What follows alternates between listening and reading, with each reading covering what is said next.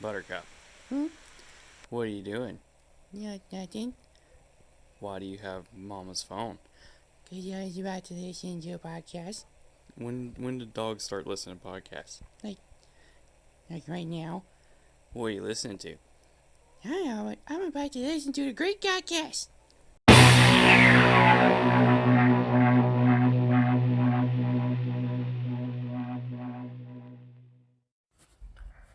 Well, hello, boys and girls. It is another episode of the Greek Godcast. It is I, the Greek God himself, Tyler Jones, and with me is no one. That's right, I am riding solo tonight. I don't know how it's going to work. That's why, it's easier when you have someone here to play off of, but I have no one. And truth be told, instead of sitting in our lovely shed, it's raining, and it was too loud on the tin roof, and I really wanted to do this. So what I am doing, I am sitting in my fiance's car under the shed, because it is the quietest place I could find. So, there you go, folks. If you find a way to make it happen, it will happen. So, that being said, I'm doing this because, one, it's hard for us to get together just for the 2 episodes that we do together, the ones that you guys hear and see. But yet, we both have so much on our minds and we have so much content we want to get out. So, we decided, hey, if you're just sitting at your house and you don't have nothing to do and you want to record something, go ahead and do it. So that's what I'm doing. But before I get to what we're talking about tonight, we're actually talking about sort of one of the things I'm very interested in, true crime. There was a show that premiered last night on A&E called Accused, Guilty or Innocent. If you haven't seen it yet, I'm going to let you know right now, there are spoilers. So if you want to watch it, so if you don't want to hear spoilers, go watch it and then come back and listen to this, because I have major issues with this, okay? I have major issues all around, and it's mainly with the justice system and the way everything is portrayed. But before we get to that, I have to do the shameless plugs. Go to patreon.com/GreekGodcast and become a Patreon member. It's $3 a month. You'll get access to all of our podcasts, all of our videos. We're going to start doing more Patreon exclusive videos. I'm going to get back to writing blogs. You'll have access to those. It's anything from true crime to sports to politics to education, my opinions on all that. You'll also, if you remember us talking about the banner, we're going to have a banner that you'll see on all the video podcasts. If you become a Patreon member, we will send you a personal video of us signing your name on the banner. And if you have a social media platform you want someone to follow, we'll write that as well. We'll post it in the link to that next podcast. And so on the actual podcast, you'll see your name on the banner, and you'll get your own personal shout out, and your social media will get a shout out. So $3 a month, patreon.com/GreekGodcast. Not only will you get all those sweet little perks, it will also help us get this show going a lot better. Danny and I have discussed getting a better camera to actually record, maybe some better sound equipment to where you don't hear my fat ass breathing, sounding like a damn monster. So, go do that. Also, facebook.com/GreekGodcast. That's our Facebook page. Go like and follow it. And last one, YouTube, Greek Godcast. Go subscribe, share it with your friends. Help us out. Let's get this thing going so we can get this thing off the ground, and we can be a better show for you guys. Because I think, I think we're fairly entertaining. Maybe I'm a little bit biased, but maybe you guys like us enough to help us out. So, that being said, let's get this thing started. Last night, again, as I said, I'm a true crime fan. I'm hoping at some point on one of our movie reviews, we can review the West Memphis 3 Paradise Lost trilogy. Because I love true crime. I'm one of those people, I can sit around and watch the first 48 or true crime documentaries all day. I listen to true crime podcasts. When I'm playing my PlayStation, I turn the volume down and I'll turn on a podcast. True Crime Garage, if you've never heard it, go listen to those guys. They're good. No, I'm in no way affiliated with them. I'm just a fan of their show. So, last night, A&E premiered a show called Accused, Guilty, or Innocent.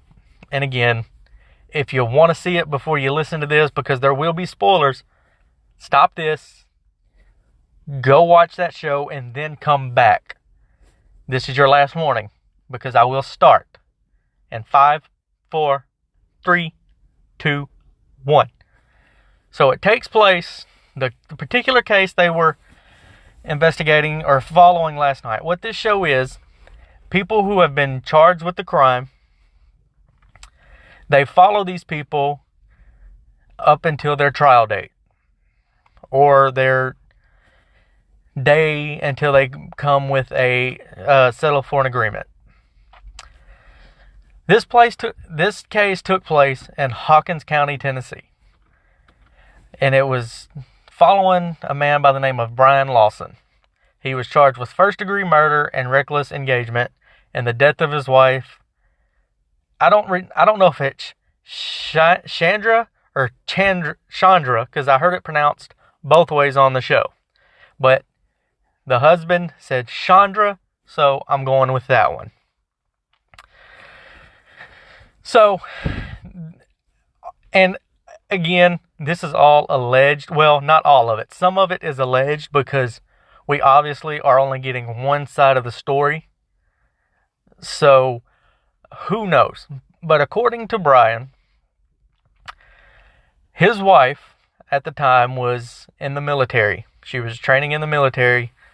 Quite honestly, I forget what branch. But during training, before she was set to be deployed, she had an injury. She broke her neck and she couldn't be deployed. So, after she got injured and had to go to the doctors were prescribing her pain meds just constantly. He was saying hundreds and hundreds a month for pain management. And he says this is where the problems began to start, because she became volatile, she became aggressive, abusive, and just all around mean. And folks, if you see the videos from this show, she is a complete nutbag. I'm sorry if that offends you. I'm sorry if you say, oh, you shouldn't say that. All you have to do is watch the video. She is a nut case. But that's beside the point. We'll get to all this later. So it starts off with Brian talking with his lawyer, and they are viewing the footage of the actual shooting. The couple had security cameras inside their apartment. It didn't record sound, it just recorded video.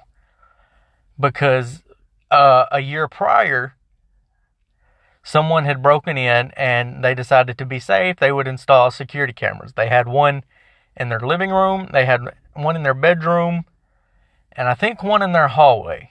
They either had one in their hallway, or one of the cameras just captured the room and the hallway. You know what I mean?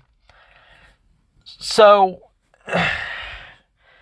it starts off, Brian is in the living room by himself. And he allegedly said, when he went back to the bedroom, woke his wife up and allegedly said, hey, we're running late, we need to get going. He never said where they were going. He just said they were already running late. And she just kind of stood there, had this weird look on her face, shook her head. He walked out of the bedroom, went into the living room, and sat down in his chair. Moments later, you see his wife come in there and just absolutely losing her mind. She is in his face doing that hand slap thing that women do when they get mad. You know, she's hollering, yelling, no big deal. And then she starts punching him. And I don't mean like barely punching him once or twice and then walking away. She starts unloading haymakers on this dude. Hitting him and hitting him and hitting him and hitting him. And he's just sitting there. He is sitting there taking this beating from this woman that is his wife. So,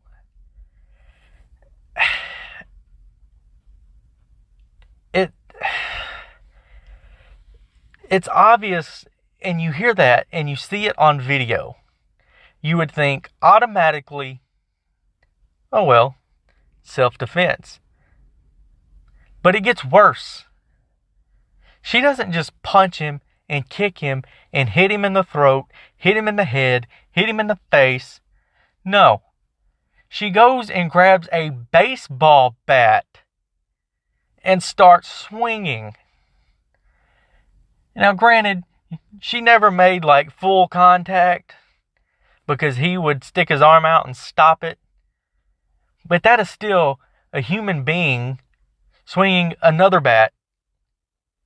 bat at another human being. So, they watch the video. Brian's watching the video with his lawyer, and they're talking through this whole thing. And Brian claims, again, this is alleged because it doesn't record sound. That she would threaten him because he would say he's tired of it and he's going to leave. And then she would throw out the verbal threats that if you leave, I will kill our son and myself. So, as a dad, I look at that, and if someone said that to me, I wouldn't know what to do because, yeah, I'm tired of this bullshit. But at the same time, you have your kid to think about. And with as crazy as this bitch was, I believe she absolutely would have done it. And, you know, it's... Also, I forgot one thing. When she had the bat, she was swinging at the floor trying to hit his left foot. And you ask yourself, well, why is that such a bad thing? Well, because Brian was born with a club foot. He had to have several operations on it to try and correct it. They got it somewhat corrected, but he still very much has a club foot. So she knew that, obviously. They had been married for 10 years to that point. So she was swinging for the one thing that she knew would hurt him. As I set my phone down to flip to my next page of notes, folks, this is not a high-class podcast. We're getting there, though. We're in the learning stage. And plus, I'm sitting in a dark car with my notebook up on the steering wheel with my flashlight on my phone to record this for you. This is how much I care about you guys. So, they go to other parts of the video where, again, Chandra is arguing and yelling and, quite honestly, being a stupid bitch. And, again, allegedly tells Brian, I don't know how you're going to die, but you are going to die. And then she leaves from the room to get their son. She again is to threaten to take her own life and the life of their son if Brian leaves. So as she walks to the bedroom, Brian grabs a pistol, that is by their couch and puts it in his pocket and sits back down. He puts the gun in his pocket, takes his hand off the gun, and sits down in his chair. At this particular point in time, Brian claims he was worried about how to protect his son and himself. And when you look at it and you hear his story and you look at how she's acting, you can see his point. This lady is absolutely losing her mind. We're going to I'm just trying to run down sort of the basis of it, and then we're going to get to the opinion. So just hang with me. This is my first podcast by myself, so if you're not invested yet, give me a break. I'm learning. So Chandra walks back in the living room with holding their son, puts him down, and then after she puts their son down, she turns around and hits Brian again. Now, did Brian say anything? I don't know. It's hard to tell to see if his lips are moving in the video, and again, there's no sound. But with their son in the room, she puts him down, turns around, and starts throwing punches again. So after she set their son down, by the way, I'm not going to say their son's name. I think they said it on TV, but I'm not going to say it just because of reasons. And if you're that worried about it, I'm sure you can get online or watch the show and find it if you're that worried about the son's name. So she puts their son down, turns around, and hits Brian. And in this process, Brian grabs the gun and fires, shoots, and kills Sandra. He picks up his son and calls police. Now, they have the 911 call recorded. And he straight up said, "Hey, I just shot my wife. She's dead. I'm tired of it. I had nothing else to do." Just think about that. And whether you're a man or a woman, you've been in a relationship that's so toxic that you just finally lose your shit and shoot your partner. We'll get to that again later. So, then after they show the video, Brian continues his meeting with his lawyer to discuss the case. His lawyer tells him that he should feel good about everything and the tape speaks for itself. But the big problem was there was no proof that she was using any sort of drugs that the way he claims, because the prosecutor is withholding the full video. Now you ask yourself, why would they withhold the video? Well, first off, because lawyers are scum. They're the biggest pieces of shit on this planet. You know, right on, if you got your shit scale, they're politicians, lawyers. And they're running a close race because most lawyers become politicians. So, there you go. But we do later find out why they were withholding the tapes. So, Brian's lawyer, and again, I don't remember the lawyer's name, but seemed like a pretty cool guy. And again, you can find it, you can look it up. Brian's lawyer met with Chandra's doctor, who claimed she was bipolar and that if she was abusing drugs, then she was 6 times more likely to commit violence than a normal person. If someone is bipolar and they abuse drugs, they are 6 times more likely to commit a violent crime than a normal person. Keep that in mind, because one of the biggest problems in the world today is mental health. For some reason, people don't like to talk about it, and it's getting more and more out there where people talk about it. But it's like this big bugaboo. I don't want to be seen as having a mental health problem because then people think I'm crazy and blah, blah, blah, blah, blah. No, if you get it treated correctly, then you're okay. It's when you don't treat it and you're in denial and you become a psychotic nutsack, that's when people start seeing you as crazy. Why? Because you're acting crazy. So, after the doctor,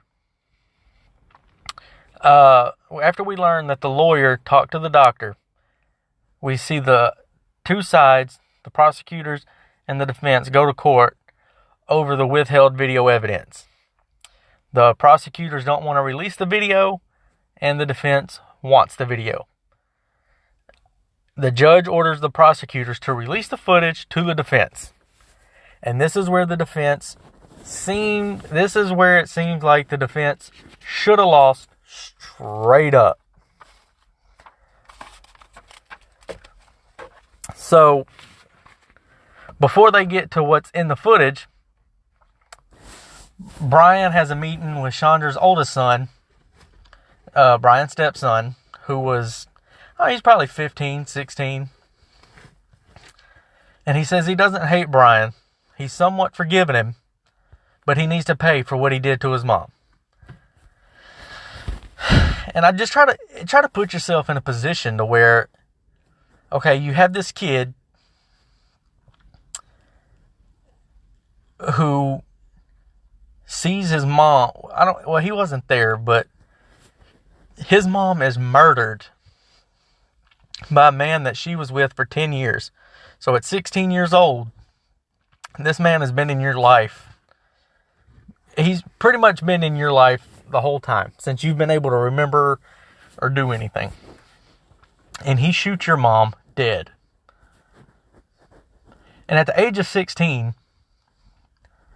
you're old enough to start understanding, okay, this happened, that happened, that happened, this happened. But yet, you're also stuck with, that's my mom and you killed her. So I really feel bad for the kid because I'm sure he's seen the video. You know, the family is privy to all the things in court, or all the information, I assume. And you see how your mom's acting, and you know she's in the wrong. And then again, you see her get shot. So, you kind of wonder to yourself, and I even asked myself, like, I was trying to put myself in his position. Okay, my mom is flying off the rails. She's abusing drugs. She's abusive as hell. She's threatening to kill herself and my little brother. And then my stepdad gets mad and shoots her after being punched and kicked and hit with a bat and have his son's life threatened. Can you imagine the absolute mind boggle that is for him? And one of the sad parts of all this is their youngest child, the one that was in the room when Brian shot Chandra. Brian has been able to have no contact with him at all. None. Can't have a supervised visit. Can't have a phone call. He has a complete no contact order, which is absolute bullshit. We're almost done getting through the case, and then I'm going to get on my little soapbox. So the defense finally gets the video, and it's what the prosecutors were trying to hide, and that was the fact that the camera shows Chandra using drugs. She had needles, she was snorting, and there was more abuse.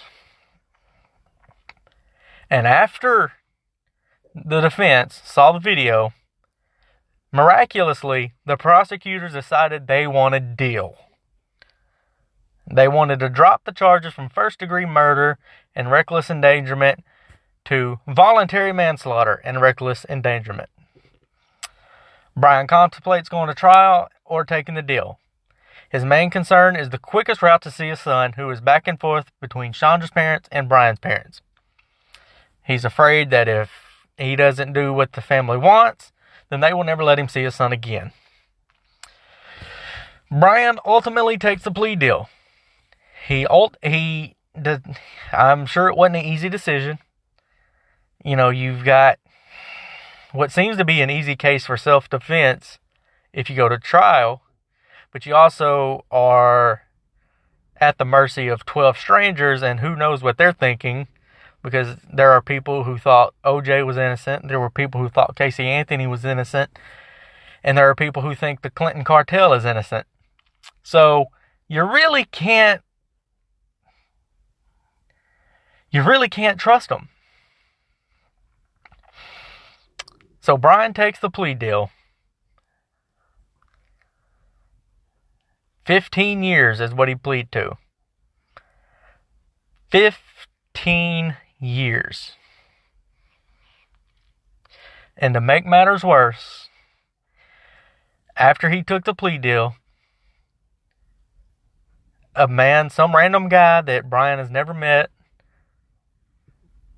said that their son, the one that was in the room when he shot Chandra, was his kid. So they took a DNA test, and it turns out the son is not Brian's. Yeah. So that's pretty much the show in a nutshell. I have a soapbox I'm going to get on. And if you're still with me, I hope you are. I think most of you might, with a brain in your skull, probably know where I'm going to go with this. But before I do, I'm going to take a break. So hopefully, again, we can gain a sponsor. The more y'all listen, the more likely we're able to get a sponsor. So I'm going to take a break. Then I'll be back with my soapbox. Stick around, and I'll be back. And just like that, I am back. And again, it takes a little bit longer than it seems because, again, it's 2020 and we still have places that have no cell phone service, which is absolutely ridiculous. You know, with what we pay for phones, we ought to be able to get service in the middle of a damn ocean. How the hell did Bin Laden get service from his little cave and I can't get service here in town? What the hell? Anyways, that's another conversation for another day.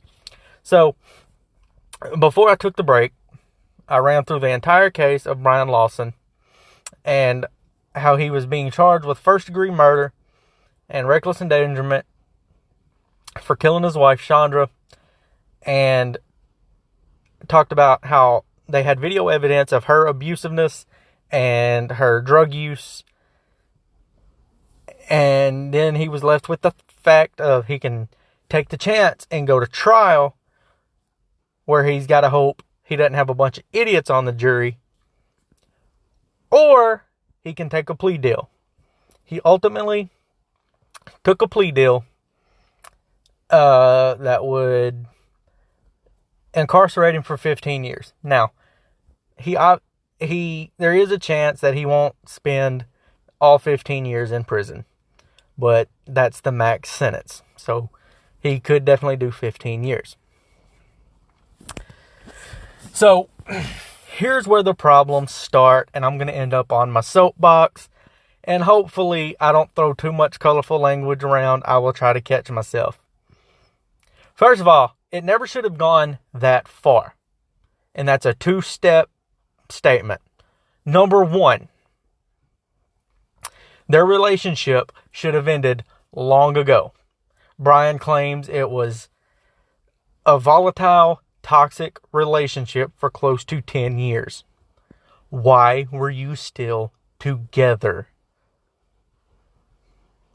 I understand that every time that you said you were going to leave, she allegedly said, that she was going to kill herself and the kids. First of all, I have known people who, anytime something's not going their way, threaten to kill themselves or do harm to themselves. These people are nothing more than dramatic, spineless, gutless, punk-ass bitches. That's all they are. They are in it for attention. They are attention whores. And no, you don't have to have a huge crowd to be an attention whore.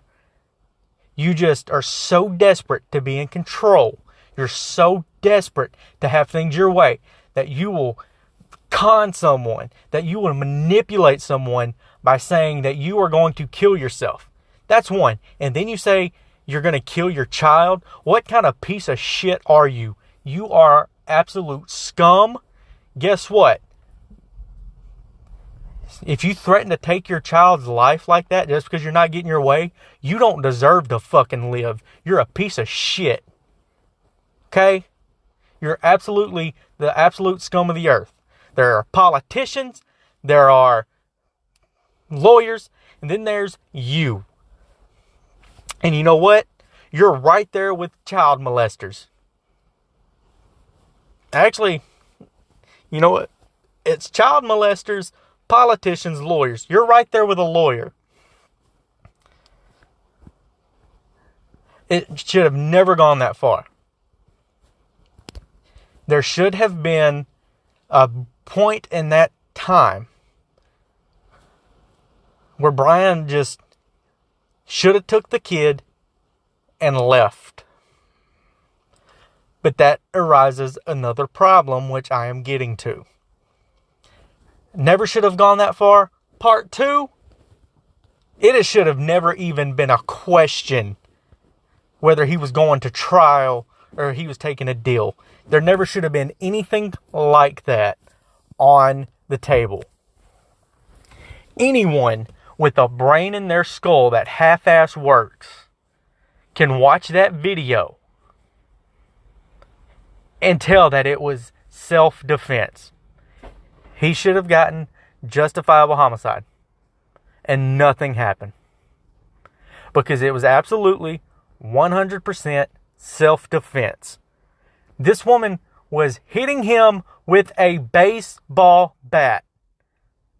If you take a baseball bat and you go to the gas station and hit some random person, you are getting charged with assault with a deadly weapon at least. And the key part in that is deadly weapon. You can kill someone with a baseball bat. No shit, right? So she hits him with the bat.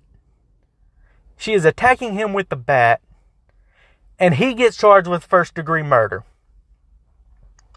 He should have never had... The option for him to be in prison for any amount of time should have never been on the table. It was obviously self-defense. But here's the big problem. It's because he shot her. Had you had put the same exact situation, but flipped the roles. He was the one hitting her. He was the one threatening to kill himself and the kids. He was the one that took a bat to her, and she shot him. Then there's never even a question. The cops don't even take her to the jail. They take her to the jail to question her, justifiable homicide. She goes home, and that's the end of it. Don't sit there and bullshit me and tell me there's a difference. There's not a difference, because there absolutely is. Had it been her, had the roles been reversed, the exact same thing happened, and the roles been reversed, she shot him. She is a woman's hero on CNN. Nancy Grace is blowing smoke up her ass, and she is all of a sudden this woman who got tired of the shit and fought back, and now she's got a biography coming out, and they're talking to Charlize Theron for the movie. Don't bullshit me and tell me I'm wrong, because I'm not.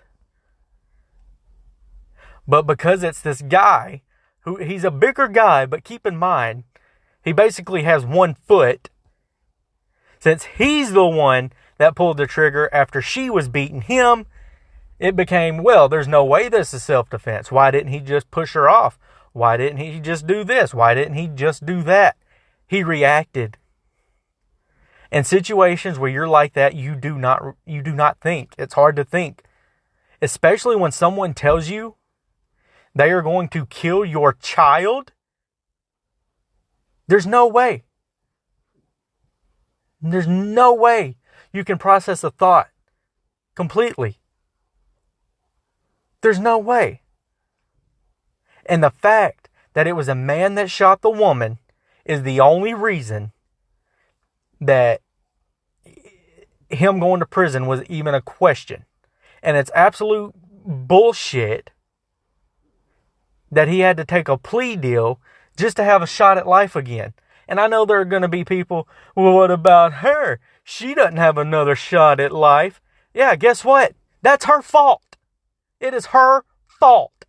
She is the one that kept abusing. She is the one that kept using drugs. She is the one that kept hitting him. She is the one that took a bat to him. She is the one that threatened to kill herself and their son. She did all of that. Again, if you flip it and he's the one doing all that, most of you are saying, well, the motherfucker deserved it. But since it's the woman that was doing it, oh, well, he has to be punished. He has to be punished. This is where the justice system is absolute horse shit. And this has nothing to do with, it has nothing to do with race. Hell, if this was a black guy that had done this to his wife, he's in jail, no questions asked. He's already in prison. He don't even get a trial. He don't even get a deal. That's just how it is. Let's be honest. But the fact that people think, well, you're a man. You can't be in an abusive relationship. Folks, we have to stop with this stigma, because even Brian said in the episode, there's no place for a man to go to say, hey, I'm in an abusive relationship with a woman. Because the common response would be, hey, why don't you leave? Or, hey, put her in her place. Because it's real easy for us men to sit here and say, oh, well, if my woman did that to me, I'm going to fucking drop her. It's real easy to say it. But then when you're in the moment, we know without a doubt, no matter what, as soon as we put our hands on a woman, the cops, when they get there, they're not going to be, what happened? What happened? What did you do? What did you do? They're hooking you up, putting you in the car, and you're going to jail. Why? Because you're a man and you put your hands on a woman. Now, listen, I'm not advocating for a man to put his hands on a woman. I'm not advocating for anyone to put hands on anyone.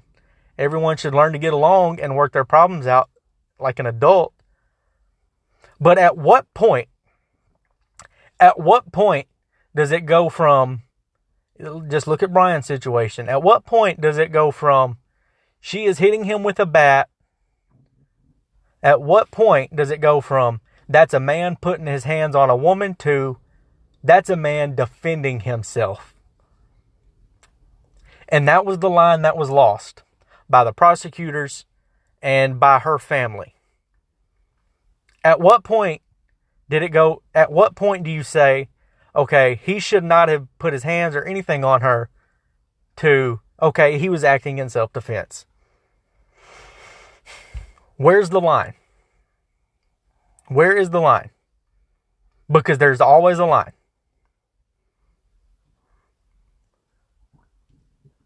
It makes no sense that this man had to take a plea for 15 years to have another shot at life because he was defending himself.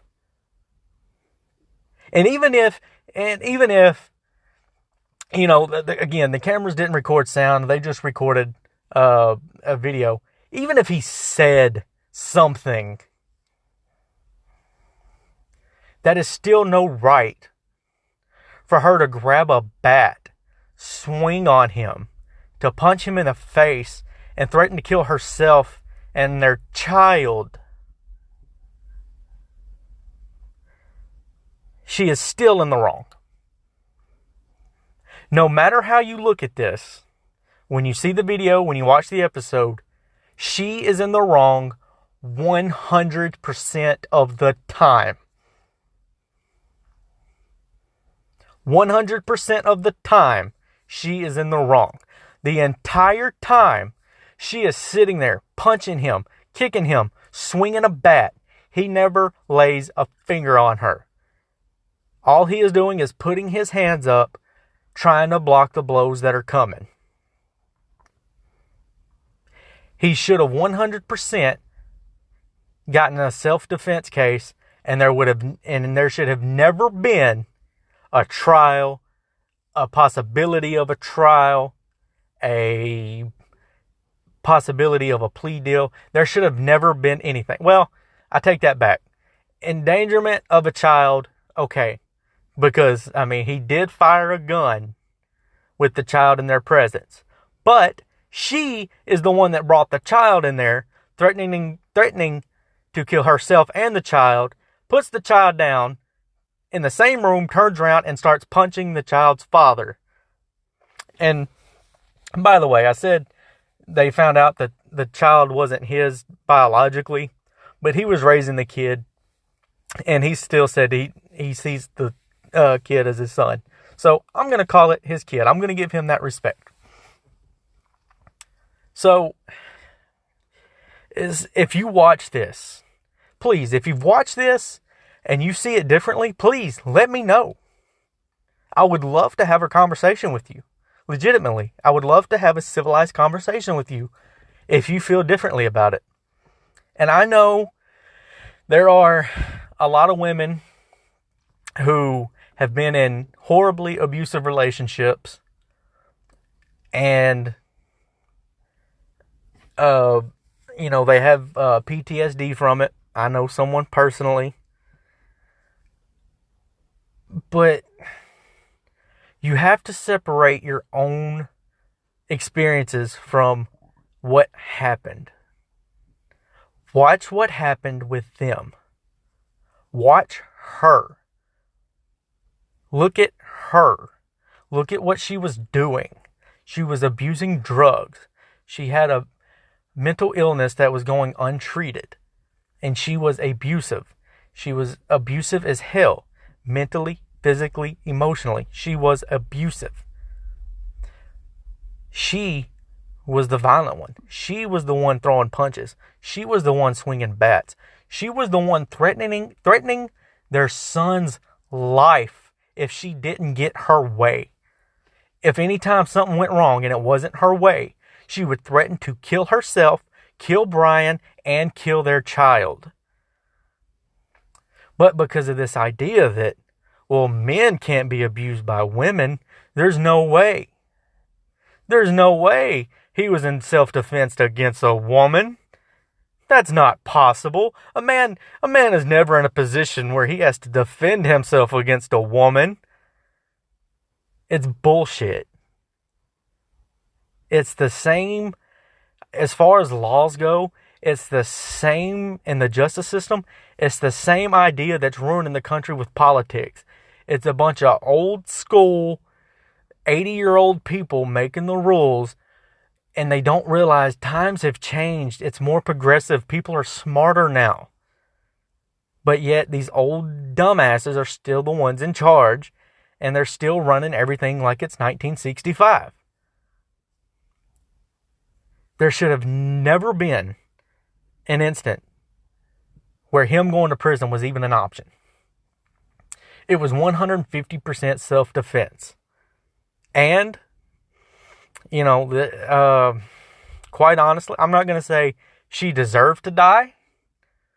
But had he had gotten up and broke her face in half, they'd have been even. Again, I'm not advocating for anyone hitting anyone, man or woman. But had he had gotten up and hit her, I got to be honest, I'd have seen his point.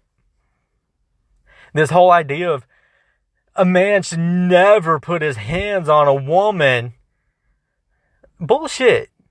Again, if a woman is sitting there punching you in the face, punching you in the head, punching you in the throat, kicking you, swinging a baseball bat at you, what are you going to do? Just sit there? No. No. There is a line where it goes from a man should never put his hands on a woman to self-defense. And she crossed that line. She didn't cross that line. She ran that bitch over and she jumped across it 15 different times. She crossed the line of a man will never hit me to he has to defend himself. She crossed the line. And again, if you disagree with me, great. Tell me why. I would love to hear your opinions, really.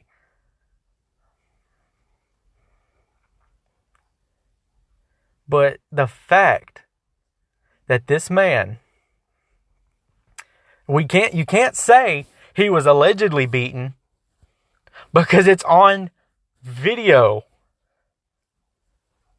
The fact that this man was being beaten, literally being beaten with a baseball bat, having a baseball bat swung at his head.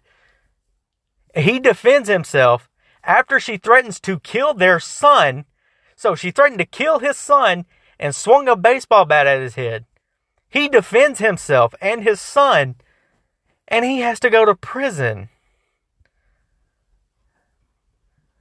Really? Now, I don't know if it's just Tennessee that's that fucking stupid, or if that would happen anywhere else. I'm sure it would happen in Florida because Florida's awful. I mean, y'all let Casey Anthony go. That was a slam dunk case if I ever saw one. But think about that. Think about the fact, if you have kids, just pretend for a minute, whether you're a man or a woman,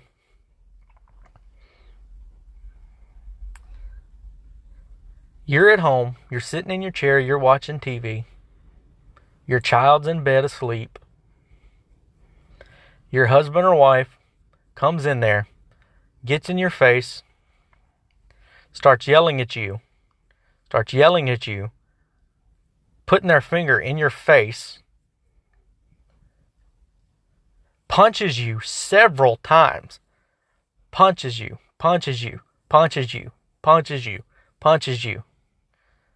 kicks you,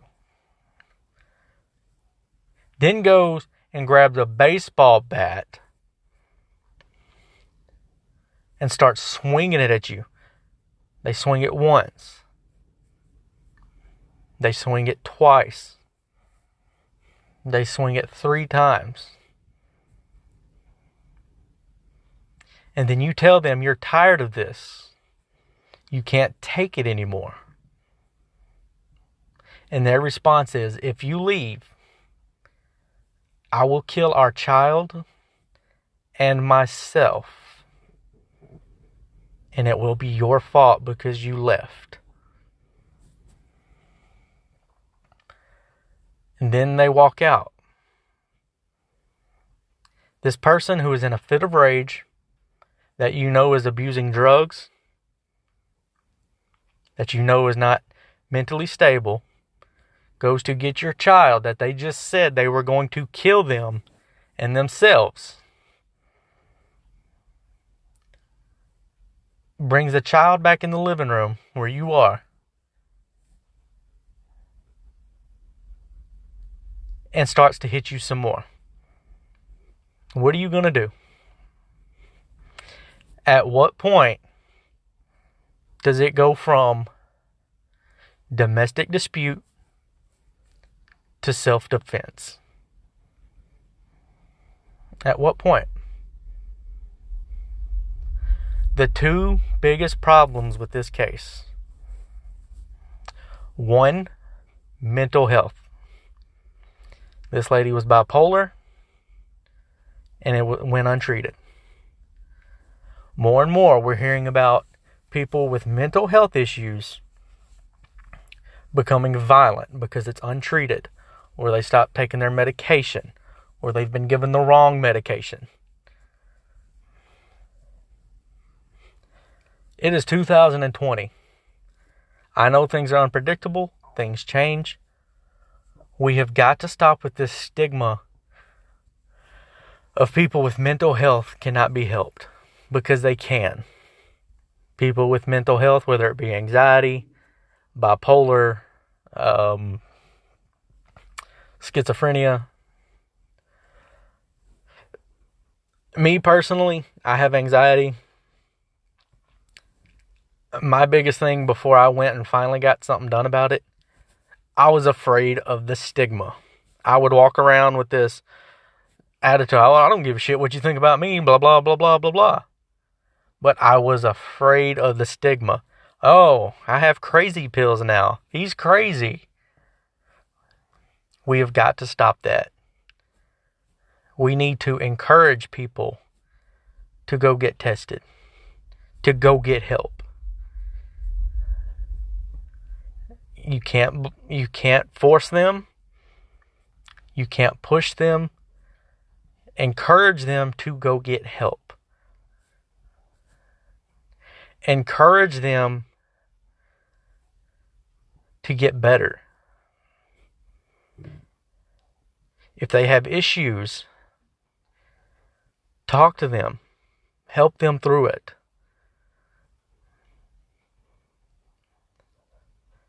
The only way that mental health becomes a lesser issue is if we encourage people with mental health to seek help, and we encourage them to get better. We have to stop letting people get away with not taking their medicine. We have to stop with the idea that everything will just work itself out, because it doesn't. It's a snowball effect. You don't take your pills for 1 day, 2 days, 3 days, 5 days, 12 days. It slowly starts building up. It slowly starts building up. It slowly starts building up. Finally, it's just going to get so big it just starts to fall apart. The second issue is the double standard. The double standard of this case. Again, had the exact same thing happened, but you flip it and he was the one that was abusive and she shot him. She's a hero mom who got her children out of an abusive relationship. She's a mom who finally gained the strength to take her life back. She's the mom who found the bravery to defend herself and her children. She is a strong-willed woman. She was a broken woman who found the strength to take her life back from a tyrant. But because it was a man who was being abused and a man who shot the abuser, well, he's a murderer. He could have done something else. He didn't have to shoot her. He set those cameras up in advance because he had this planned. He's making up the fact that she's a drug user to get himself out of hot water.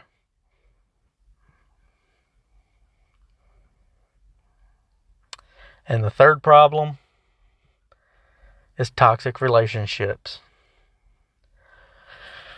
We have all been, or we know someone who has been in a toxic relationship. In a toxic relationship, it doesn't have to be a couple that is fighting, throwing hands, punching each other. whether they're constantly arguing, constantly cursing at each other, constantly putting each other down, that sort of toxic relationship as well. Hell, I was in one. For 6 years of my life, I was in a toxic relationship. We were constantly arguing over the smallest of things. We would say things just because we knew it would press their buttons. We would cuss each other, holler, fight. Worst part, we even had fights in front of the kids. Now, it never got to the point to where we were hitting each other, putting hands on each other or anything. But we were verbally hollering and cursing each other in front of the kids. And looking back, I think we stayed together for the kids. And then it just got to a point to where neither one of us could take it anymore. We were smart enough to realize that. I know I'm pretty much the idiot of our podcast, the one that throws out horrible jokes while Dan's trying to keep everything on a straight and narrow.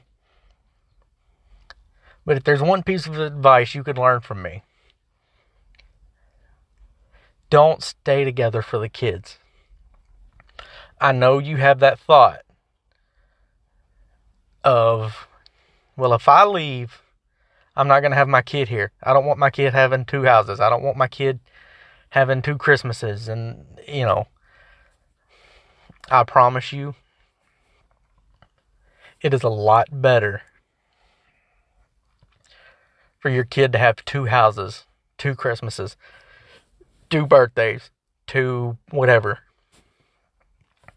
and 2 happy homes, as opposed to 1 birthday in a miserable home. Children are a product of their environment. If they grow up in a household where there is abuse and hollering and drug use and fighting and cursing and punching and kicking, they are going to grow up thinking that's how you live life. They are going to grow up thinking that's how you treat your husband or that's how you treat your wife. In a perfect world, you could get married, have a child with this person, and everything be okay. But the world's not perfect. If you know for a fact that the relationship is toxic, it can be hard to pull the trigger. That might be a poor choice of words for this, but if you can find the strength, you have to get out of the toxic relationship. A lot of people try to pull some ruse. Well, I won't let you see the child because of this. You won't get this. If you're a good parent, you can pass a drug test, you have a good job, you are legally entitled to see your kid. So don't believe any of that crap. And in a perfect world, you can get lucky like I did with my ex-wife. We are co-parenting to the max. Matt, you guys have seen Matt. He's been on 2 of our shows. That's my ex-wife's fiance. And we all hang out and we have a good time. We shoot the bull. Because our feelings towards each other are irrelevant. We have a child involved. So that was my first attempt at a solo true crime podcast. Again, it was on A&E called Guilty or Innocent. If you watch the show and then listen to this podcast and you have a differing opinion on it, please let me know. Because I would love to talk to you. I would love to have a conversation with you, maybe even on the podcast. I'll try to find a way to make that happen.